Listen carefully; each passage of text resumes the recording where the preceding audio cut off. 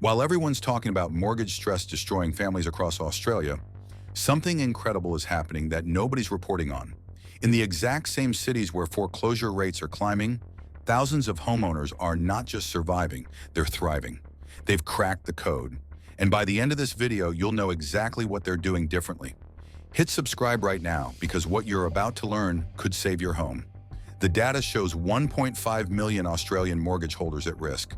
Interest rates jumped from 2.5% to 6.5%. Monthly payments doubled overnight. But here's what the doom merchants won't tell you. For every family losing their home, there's another family in the exact same suburb with the exact same income who figured out how to win. These are their strategies. These are their stories. And we're counting down from number 10 to number 1, where the most powerful survival strategy will blow your mind. The crisis is real. $920,000 median price, $68,000 median income. Insurance premiums up 400%. The math says it's impossible, but Gold Coast homeowners have become Australia's side hustle champions, and they're turning their biggest liability into their biggest asset. With 300 days of sunshine and a tourism economy at their doorstep, they're monetizing their location in ways most Australians never consider. Spare bedrooms listed on Airbnb during peak December to February season are bringing in $8,000 to $12,000 in just 3 months. That covers 4 to 6 months of mortgage increases from just 1/4 of tourism income. Weekend Uber driving is generating $600 weekly for drivers, working Friday and Saturday nights only. That's $31,200 annually, enough to cover entire insurance premium increases and half the mortgage payment jump. Wedding photography on weekends, surf lessons before work, property management for interstate investors. The average Gold Coast mortgage survivor is running 1.8 separate side income streams, and they're not working harder at their day jobs, they're working smarter with their location. When your primary income can't stretch, your location becomes your income. Gold Coast families aren't just surviving, they're building diversified income portfolios that make them more recession-proof than they've ever been. Property values down 11.9%, the worst correction of any capital city. Most people think falling prices mean you're trapped. Hobart homeowners discovered something banks don't advertise. Strategic renovations create instant equity even in falling markets, giving them refinancing options everyone else thinks are impossible.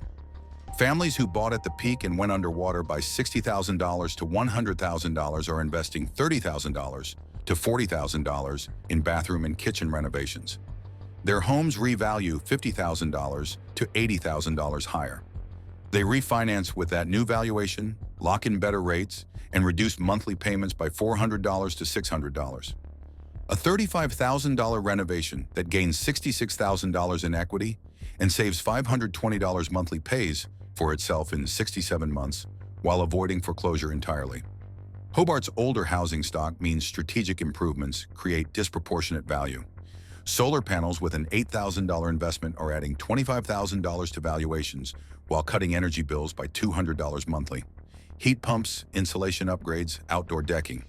Survivors are manufacturing equity where the market says none exists, then using that equity to refinance their way to survival. Falling markets don't mean you're trapped. They mean banks are looking harder at property improvements, and smart homeowners are exploiting that reality. Remote work is ending. Sydney salaries are disappearing. The 2-hour commute makes Newcastle mortgages unsustainable, but Newcastle families are negotiating hybrid arrangements that nobody talks about, keeping partial Sydney incomes while cutting commute costs by 70%. Workers are negotiating 3 days in Sydney, 2 days from home by proposing 10% pay cuts in exchange for flexibility. They accept $88,000 instead of $98,000, but they save $320 weekly on commuting. That's $16,640 annually in saved costs versus $10,000 in reduced salary. They're actually $6,640 ahead while working from home 40% of the time. The pattern is clear. Survivors aren't fighting the return to office mandate, they're negotiating around it. 2 Sydney days instead of 5.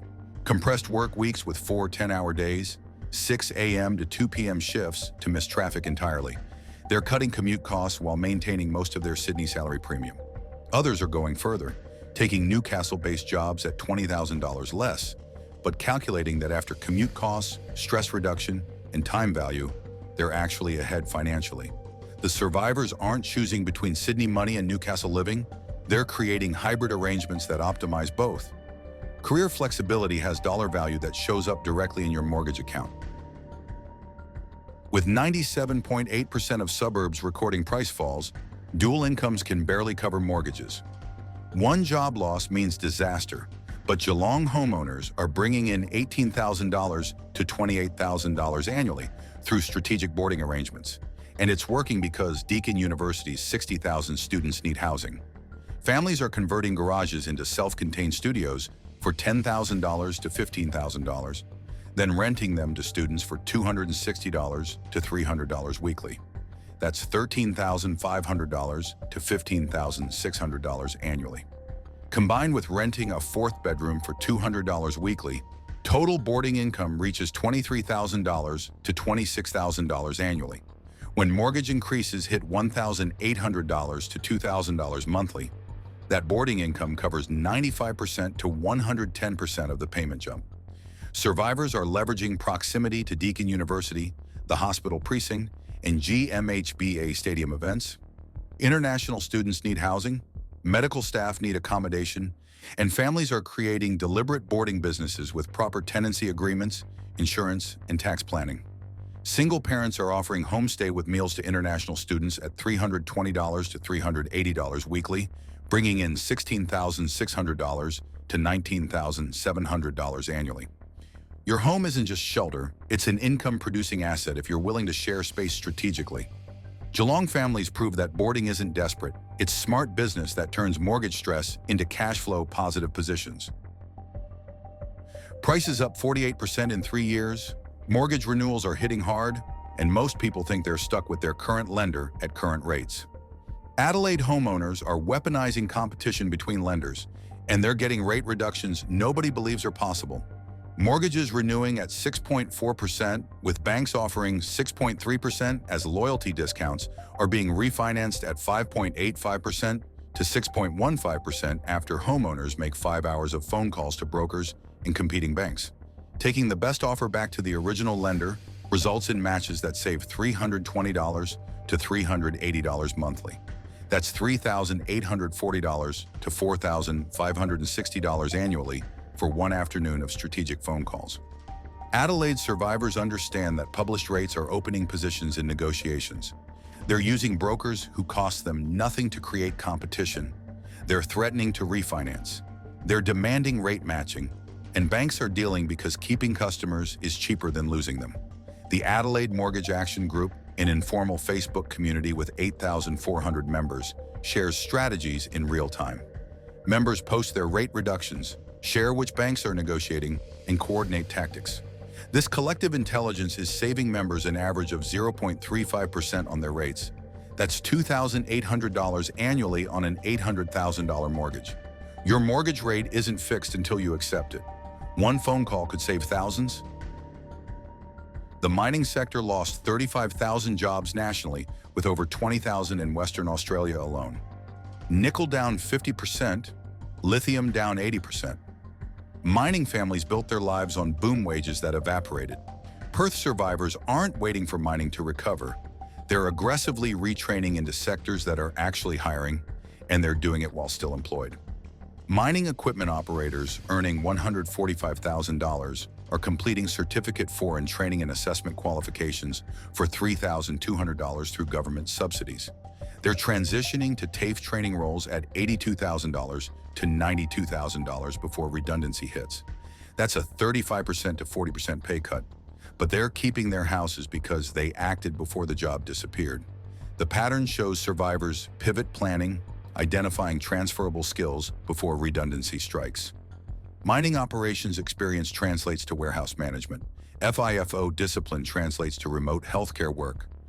Technical skills translate to renewable energy installation in solar, battery, and wind sectors, all booming across Western Australia. You're not married to your industry. Strategic career pivots executed before crisis hits turn mortgage stress into mortgage survival.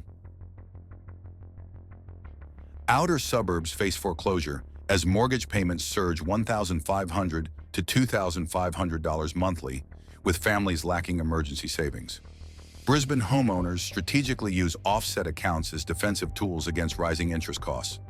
Families with $780,000 mortgages at 6.5% maintain $50,000 to $70,000 in offset accounts, saving approximately $325 monthly in interest. They prioritize offset deposits over principal repayment, preserving liquidity while reducing interest charges. Tactics include routing bills through credit cards to maximize offset balances, timing salary deposits strategically, and maintaining 3 to 6 month expense buffers. Couples consolidate income into single offset accounts for maximum benefit. This approach provides crucial breathing room, not eliminating financial stress entirely, but creating sufficient margin to prevent default while keeping funds accessible for emergencies. Postcode 2560 leads national mortgage stress rankings with the highest debts rates.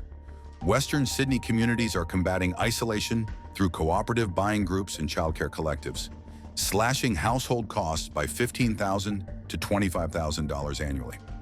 Co-ops with 40 to 60 families bulk purchase groceries from wholesalers, saving 30 to 40% weekly, reducing $350 shopping bills to $230, saving $6,240 yearly. Shared childcare rosters among 4 families eliminate $14,400 annually in daycare expenses. Groups collectively negotiate insurance, coordinate bulk fuel purchases, and share equipment. One co-op secured group solar installation rates, reducing costs from $8,500 to $5,900 per household, while cutting electricity bills $180 monthly. Western Sydney demonstrates that neighbors aren't competitors, they're teammates. Community cooperation transforms individual financial struggle into collective strength and survival. Craigieburn shows Victoria's highest arrears at 7%, with mortgage renewals jumping $2,000 plus monthly. Single income strategies are failing. Melbourne families build income stacks, 3 to 5 separate streams collectively exceeding payment increases. Instead of one $2,100 solution, families find 5 $420 sources. Online tutoring, $450 to $550 monthly. Marketplace flipping, $350 to $450. Freelance writing, $480 to $600. Casual shifts, $600 to $750. And renting garage space, $150 to $220. Combined total, $2,030 to $2,570 monthly, covering increases completely. Successful stackers average 3.4 income streams at $300 to $600 each, working smarter, not harder through digital products, passive income, monetized skills, and underutilized assets like garages or parking spaces. 5 small answers create more sustainable solutions than one large answer. Income stacking represents new financial literacy for mortgage survival. Melbourne's inner suburbs show widespread price falls, 79.1% of areas declining, median values down 6.9%, with inner city apartments losing money in 40.7% of sales. Yet survivors are executing strategic downsizes that eliminate mortgage stress while maintaining preferred locations. Families with $1.2 million houses and $780,000 mortgages paying $5,350 monthly are selling for $1.15 million, absorbing $50,000 losses and walking away with $320,000 equity. They're purchasing renovated 2-bedroom apartments in the same premium areas for $620,000 to $680,000, creating new mortgages of $300,000 to $360,000 with payments of $2,050 to $2,470 monthly. Results: payment reductions of $2,880 to $3,300 monthly, saving $34,500 to $39,600 annually. Quality of life remains unchanged in same neighborhoods, but financial stress disappears. Single parents are dropping payments from $4,250 to $2,125 while using equity to eliminate other debts. The critical psychological shift: survivors stopped asking, "How do we keep the house?" and started asking, "What do we need to be happy?" Answer: less space, more cash flow, zero stress. Melbourne's apartment market weakness creates opportunities for stress-free living in premium locations. From Gold Coast to Melbourne, surviving families aren't passive victims. They're active problem solvers refusing impossible mathematics. They're monetizing locations, renovating strategically, negotiating hybrid work, bringing boarding income, weaponizing lender competition, retraining proactively, using offset accounts tactically, forming community co-ops saving $20,000 annually, stacking income streams, and downsizing while maintaining lifestyle. Among 1.5 million at-risk families, hundreds of thousands will emerge from 2025 to 2026 financially stronger. Having built skills, income streams, and community connections, crisis forced them to develop. These strategies aren't theoretical. They're executing now. The data confirms effectiveness. Survivors prove possibility. The mortgage crisis is real, but solutions exist. Foreclosures are coming, but survival is achievable. Not inevitable, but possible. The choice is yours. Strategies are proven. Act now.